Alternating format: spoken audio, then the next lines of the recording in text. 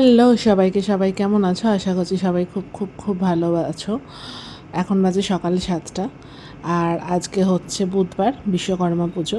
তাই সকাল সকাল উঠে পড়া হয়েছে, বাড়িতে পুজো আছে আজকে, যেহেতু আমাদের কারখানা আছে। তো সকালবেলা উঠে এই যে ওয়েদারটা দেখিয়ে দিচ্ছি, মানে খুব একটা রোদও বেলায় না আর খুব একটা মেঘলাও না। তো মোটামুটি চলো এবার তাড়াতাড়ি চা ফা খেয়ে কাজ সেরে নিতে হবে তাড়াতাড়ি করে, ঘুম ঘুম চোখে। অলরেডি আমি চা বসিয়ে এসেছি কিচেনে। তো যাই চাটা নিয়ে আসি, চাটা বরের সাথে বসে খেয়ে নিই একসাথে, দিয়ে তাড়াতাড়ি করে ঘরের বাসি কাজ ছেড়ে ফেলতে হবে। আবার স্নান টান করে রেডিও হয়ে নিতে হবে তাড়াতাড়ি করে, অনেকটা কাজ আছে। তো উঠেছি আরও একটু আগে। উঠে আমি সবার ফার্স্ট চা বসাই গিয়ে আগে কিচেনে। তো সেটা করে এসে বাসি বিছানাগুলো পরিষ্কার করে নিলাম। আর শাশুড়ি মাও উঠে গেছেন, উনিও কিছুটা বাসি কাজ এগিয়ে নিচ্ছেন। তো চলো চা ফা খেয়ে নিই, নিয়ে ঘরের কাজ ফাজ কমপ্লিট করে নিই, নিয়ে তারপরে আবার চান করে যখন রেডি হয়ে যাব তখন দেখাবো। আর এদিকে এই যে লিকার চা হচ্ছে শ্বশুর শাশুড়ির, আর দুধ চা আমাদের। সবাই ভেবো না যে আবার কি। তো চলো এখন আপাতত চাটা খেয়ে নিই, দিয়ে তারপরে দেখা হচ্ছে আবার। তো এখন বাজে 9টা 15, আর আমি ঘর দুয়ার পরিষ্কার করে চান করে রেডি হব বলে মানে হচ্ছি। তো এই যে এই শাড়িটা বের করেছি, আজকে শাড়িটা পরবো। অ্যাকচুয়ালি এত শাড়ি তো মানে মেয়েদের হয় যে কনফিউজ হয়ে যায়, তো আমি এটা আগে থেকেই ঠিক করে রেখেছি এই শাড়িটা পরবো। তো চলো এই যে শাড়ি পরে নিয়েছি, এবার হালকা একটু চুল ঠুল আঁচড়াবো, এই করবো, রেডি হব। আর প্রচণ্ড আজকে মানে গরম। তো এখনও ব্রাহ্মণ আসেনি, তাই ভাবলাম একটু চা খাই, আমার এটা মানে স্বভাব চা খাওয়ার।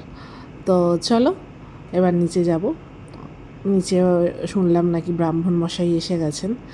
তো রেডি তো হয়েই ছিলাম, বসে চা খাচ্ছিলাম, ফোন ঘাঁটছিলাম। তো শাশুড়ি মা বললেন যে ব্রাহ্মণ এসে গেছে, তাই নিচে যাচ্ছি। আর আমার নিচে নেমেই না, মানে এটা হয় আমি ঘর থেকে ধরো নিচে নামলাম বা বাইরে থেকে ঘরে ঢুকছি, আমি নিচে এই যে মাছগুলো রাখা রয়েছে এগুলোকে একটু দেখতে থাকি, করতে থাকি। তো ভাবলাম আজকে তোমাদেরকেও দেখাই। এগুলো হচ্ছে অস্কার, এগুলো বড় সাইজের অস্কার। এগুলো ব্রিডের জন্য মানে করা রয়েছে সেপারেট। আর এখানে হয়েছে পোলার প্যারট, এই মাছটার নাম। এটাও মানে ধাড়ি মাছ অ্যাকচুয়ালি। এগুলো সব ব্রিডের জন্য। তো চলো এসে গেছি নিচে কারখানায়। আর এসে অলরেডি দেখছি ব্রাহ্মণ মশাই অনেকটা গুছিয়ে নিয়েছে। সত্যি কথা বলতে এই কারখানার পুজো যারা মানে আমার শ্বশুরমশাই, কারখানার আরও যত লোক থাকে তারাই করে, তারাই জোগাড় করে। আর যেটুকুনি বাকি থাকে ব্রাহ্মণ মশাই করে। তো এখানে এই যে বসে পড়েছে সবাই, শ্বশুর শাশুড়ি আর একটা দাদা, আর ওইটা আরেকজন, মানে উনি আমাদের কারখানায় আর কি ভাড়া দেয়া ওনার মেশিন। তো হিসেব মতন বলতে গেলে ভাড়াটিয়াই। তো ওই যে সবাই মিলে এসে বসে এখানে পুজো দেওয়া হচ্ছে। আর আমি খুব ফাস্ট ফরওয়ার্ড করে দিয়েছি ভিডিওটা, কারণ সত্যি কথা বলতে যাতে মানে পুরো দেখাতে যাই ব্লগটা, তাহলে প্রায় 1-1.5 ঘন্টার ব্লগ হয়ে যাবে আজকে সারাদিন। তাই জন্য খুব তাড়াতাড়ি ফাস্ট ফরওয়ার্ড করে দিয়েছি। আর খুব ছোট ছোট ক্লিপ, মানে ছোট ছোট আমি নিয়েছি, পুরো ডিটেলস আমি ভিডিও করিনি, বুঝতেই পারছো। আর এখানে সব পুজো শেষে, অঞ্জলি শেষে এখানে হচ্ছে হোম হবে, আরতি হবে, তারপরেই ব্যাস পুজো শেষে। আজকে ব্রাহ্মণ মশাইয়েরও খুব তাড়া, যতটা তাড়াতাড়ির মধ্যে করা যায়। তবুও এনাকে তো আপনারা নিশ্চয়ই চেনেন, আমার বাড়িতে লোকনাথ বাবার পুজোয় বা রথের পুজোয় ইনিই পুজো করেছিলেন। তাই আমাদের বাড়ির পুজোটা উনি একটু ধরেই করেন, বেশি তাড়াহুড়ো করেন না। মানে একদম ফিক্সড ব্রাহ্মণ, আমাদের বাড়িতে যা পুজো হবে ওনাকে দিয়েই হবে। তো এখানে হোম অলরেডি শুরু হয়ে গেছে। অ্যাকচুয়ালি উনি হোমটা, আরতিটা এত সুন্দর করে করে না, আর অন্য কাউকে ওই জন্য মানে করার ইচ্ছা হয় না, বলার ইচ্ছা হয় না। তো চলো সবাই, আর আজকে কার কার বাড়িতে বা কারখানায় পুজো হচ্ছে আমাকে জানিও।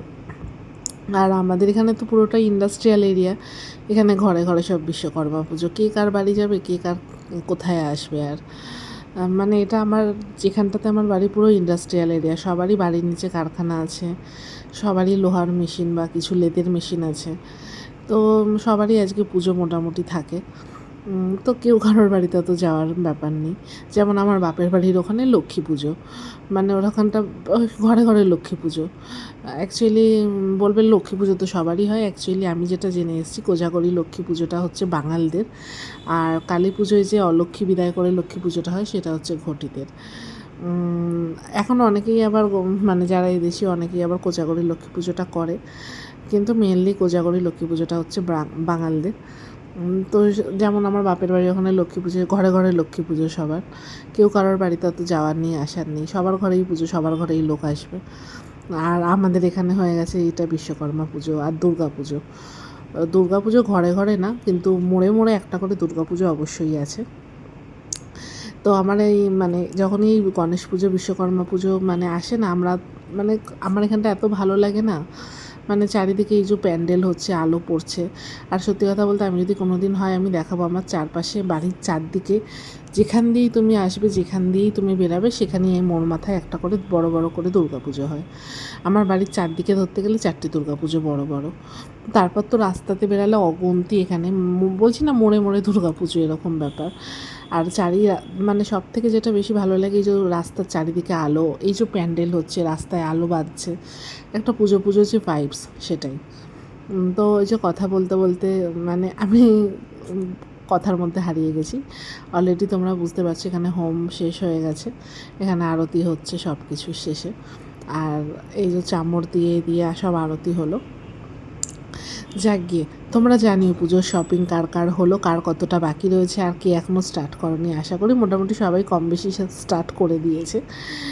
আর আমি চেষ্টা করছি খুব তাড়াতাড়ি কী শপিং এবছরে আমাদের হলো কি না হলো একটা ভিডিও করার। অ্যাকচুয়ালি এখনও অনেক কিছু পার্সেল এসে পৌঁছায়নি, তো সব কিছু আসুক তারপরে দেখাবো। আর বর তো কাজে বেরিয়েছে, তার টাইম হয়নি আসার। সর্বশেষ পুজো সে এসে পৌঁছেছে অ্যাট লাস্ট, মানে পুজো ব্রাহ্মণ বেরিয়ে যাবে সেই মুহূর্তে স্নান টান করে এসছে। তো তাকে এই জন্য গঙ্গা মানে শান্তির জল চরণামৃত দেওয়া হচ্ছে। তো চলো পুজো শেষ, এবার ওপরে উঠবো। সব কিছু শেষ করে এসে ঘরে এসে রেস্ট নিয়ে টিফিন করে এখন বসে আছি। এখন বাজে 11:15, 11:30টায় পুজো শেষ হয়ে গেছে। আর এসে আমি এই যে শাড়ি কাপড় চেঞ্জ করে এরকমভাবে বসে আছি, আর ভালো লাগছে না।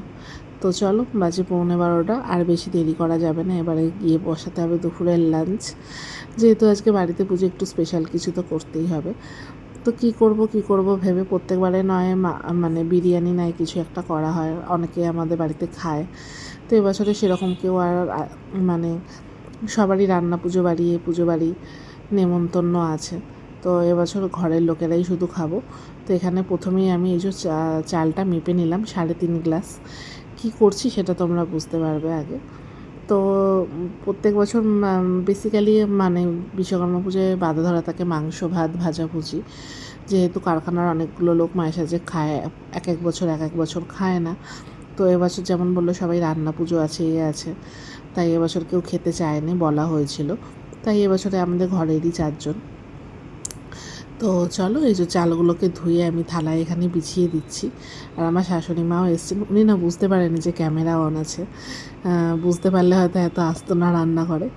ভালোই হয়েছে, অজান্তেই ভিডিওটা শ্যুট হয়ে গেছে। আর এখানে আমি রসুন ছাড়িয়ে ভিজিয়ে দিচ্ছি, মাংস হবে তার জন্য। আর চালের থালাগুলো উনি রোদে একটু দিতে গেছেন।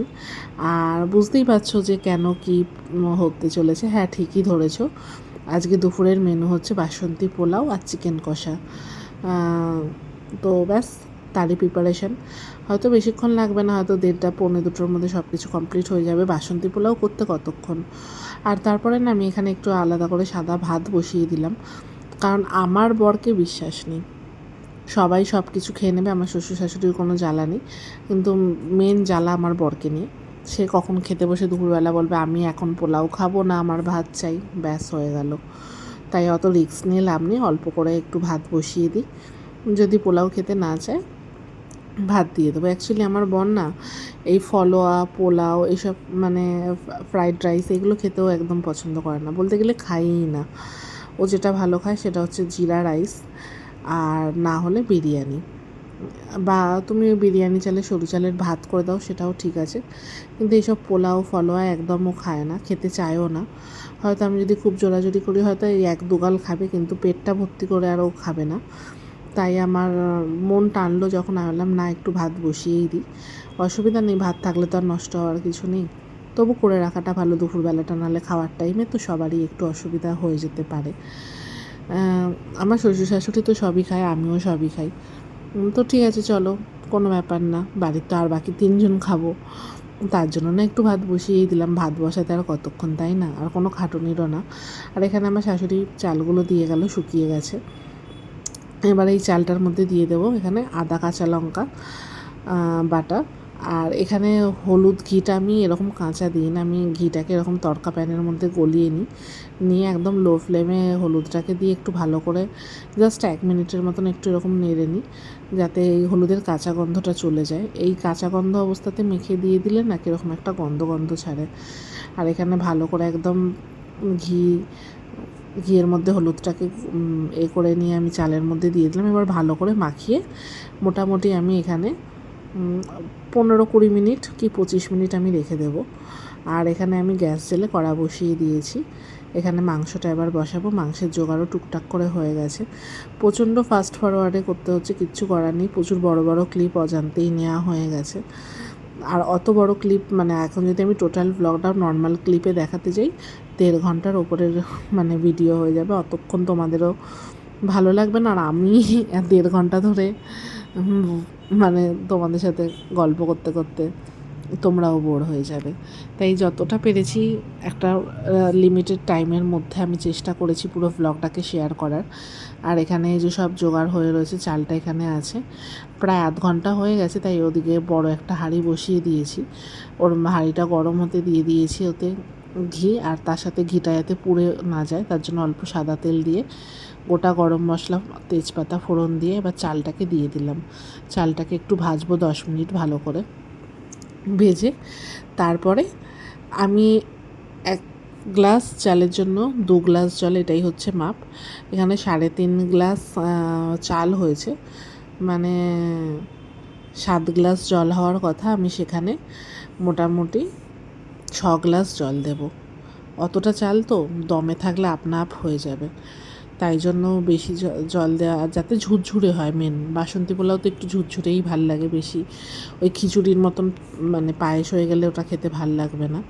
তাই এদিকে চালটাও ভাজছি, ওদিকে মাংসটাও রেডি করছি, সব কিছু মশলা ফশলা কষিয়ে। চালটাকে ভালো করে ভাজতে যখন বসিয়ে দিয়েছি তখন ওদিকে গরম জলও বসিয়ে দিয়েছি, একদম ফুটন্ত গরম জল দিয়ে দেবো তাতে। আর যারা মানে বাসন্তী পোলাওয়ের আরেকটু টেস্ট বাড়াতে চাও তারা সেই জায়গায় দুধ ইউজ করতে পারো। যেহেতু আমার এতটা কোয়ান্টিটিতে হচ্ছে তাই জন্য আমি জল দিলাম। জলের পরিমাণটা দেখতেই পাচ্ছ। আর এদিকে মশলা কষানোটা চলছে। এবার এখানে আমি চাপা দিয়ে দেবো। প্রথম 10 মিনিটে থাকবে হাই ফ্লেম, তারপরে 15 মিনিট দেবো লো ফ্লেমে একদম। তখন হয়তো আমি হাঁড়িটা ছোটো গ্যাসে বসিয়ে দেবো। আর এখানে সব কিছু শেষে মাংসটা দিয়ে ভালো করে কষাবো। আর মায়ের সাথে আমি পোলাওটা নেড়ে চেড়ে দিচ্ছিলাম যাতে তলা থেকে ধরে না যায়। আর পোলাওটাতে একেবারে আমি নুন চিনি দিয়েই বসিয়ে দিয়েছি, তোমাদের সেটা দেখানো হয়নি। আর সব কিছু শেষে এবার আমি এখানটাতে পরিষ্কার করে নেব, কারণ রান্নাবাড়ি মোটামুটি হয়েই গেছে, ভাত হয়ে গেছে। এই যে ভাতটা এখানে সামনে চাপা দেওয়া রয়েছে। আর এবারে বাকি যা পরিষ্কার করার, রান্নাঘর পরিষ্কার করে নেব। অ্যাকচুয়ালি আমার না রান্না কমপ্লিট হয়ে গেলে আমার মনে হয় রান্নাঘরটা পরিষ্কার, কিচেনটা ক্লিন করে নেওয়াই বেটার। কারণ সেই ফেলে রাখলে ফেলে রাখা হবে, তার থেকে যখনের কাজ তখন করে নেওয়াই বেটার। আর আমি যা যাবতীয় বাসন পরে রান্নার পর আমি এরকমভাবে মেজে নিই। রান্না করতে করতে 10 বার বাসন মাজতে আমার একদম ভাল লাগে না। তার থেকে আমার মনে হয় একেবারে পরিষ্কার করে সব শেষে আমি ধুয়ে মুছে পরিষ্কার করে রাখবো। অ্যাকচুয়ালি ধোয়ার পর এখানে বাসনে যে জল ঝরানোর স্ল্যাবটায় মানে এখানটাতে তখন এঁঠো কাঠা হয়ে থাকে, তখন জল ঝরাতে সত্যি কথা আর ভালো লাগে না, তাই আর করি না। আর এখান থেকে নিচ থেকে ইন্ডাকশানের বড় কড়াইটা আমি না বের করে নিলাম, কারণ অত ছোটো কড়াইটাতে মাংস আলু দিয়ে হবে না। তাই আড়াইটা আমি করেও থাকি, যেটা আমি মাংস টাংস কষিয়ে ইন্ডাকশানে বসিয়ে দিই, তাতে আমার গ্যাসটাও বাঁচে আর আমার মাংসটাও হয়ে যায়। আমার গ্যাস এই করে করে আমি গ্যাস বাঁচিয়ে রান্না করি। সত্যি কথা বলতে আমি আগে একদম এগুলো জানতাম না, কিন্তু সংসার করতে করতে সব তো শিখে যেতে হয়। আর এখন যা গ্যাসের দাম, সত্যি কথা বলতে যাদের ঘরে ইন্ডাকশান আছে আমি বলবো প্লিজ যতটা পারবে ইন্ডাকশান ইউজ করো। ইন্ডাকশানে খুব একটা বেশি ইলেকট্রিসিটিও পড়ে না। তো চলো, তোমাদের সাথে বকবক করতে করতে আমার রান্না বাড়ি সব কিছু কমপ্লিট। এই যে দুপুরবেলা নিয়ে বসে পড়েছি, এবার দেখাই তোমাদের জাস্ট পোলাওটা কতটা ঝুরঝুরে হয়েছে। তোমরা দেখলেই বুঝতে পারবে যে পোলাওটা কতটা ঝুরঝুরে হয়েছে। আর মাংস তো ওদিকে দেখতেই পাচ্ছ। আমি তোমাদের ভেঙে ভেঙে দেখাচ্ছি, একটু গরম অবস্থাতেই নিয়ে এসেছি বলে একটু মায়ের সাথে এক এক জায়গায় দলা হয়ে রয়েছে। এটা ঠান্ডা হলে আরও ঝুরঝুরে হয়ে যাবে। তো প্রথমে একটু আলু দিয়ে গ্রেভি দিয়ে মুখে, ওফ মাই গড, একদম পারফেক্ট হয়েছে। মানে ঝাল মিষ্টি নুন একদম, পোলাওটা একদম ব্যালেন্সে হয়েছে। আর মুখে যখন এই যে ভাজা কাজু কিশমিশগুলো পড়ছে, ওফ অমৃত, হ্যাভেন একদম যাকে বলে। কার কার ভালো লাগে এই কম্বোটা, অনেকের পছন্দ পোলাও মাংস, তো জানিও। বাসন্তী পোলাও যে কিছুর সাথেই আমার মনে হয় খুব ভালো লাগে খেতে। তোমরাও জানিও কার কী দিয়ে খেতে ভালো লাগে বাসন্তী পোলাও। তো চলো ব্যাস, আর কি আজকের মতন এইটুকুনি। দেখা হচ্ছে খুব তাড়াতাড়ি নেক্সট একটা কোনো ব্লগে। ততক্ষণ সবাই ভালো থাকবে, সুস্থ থাকবে। টাটা সবাইকে।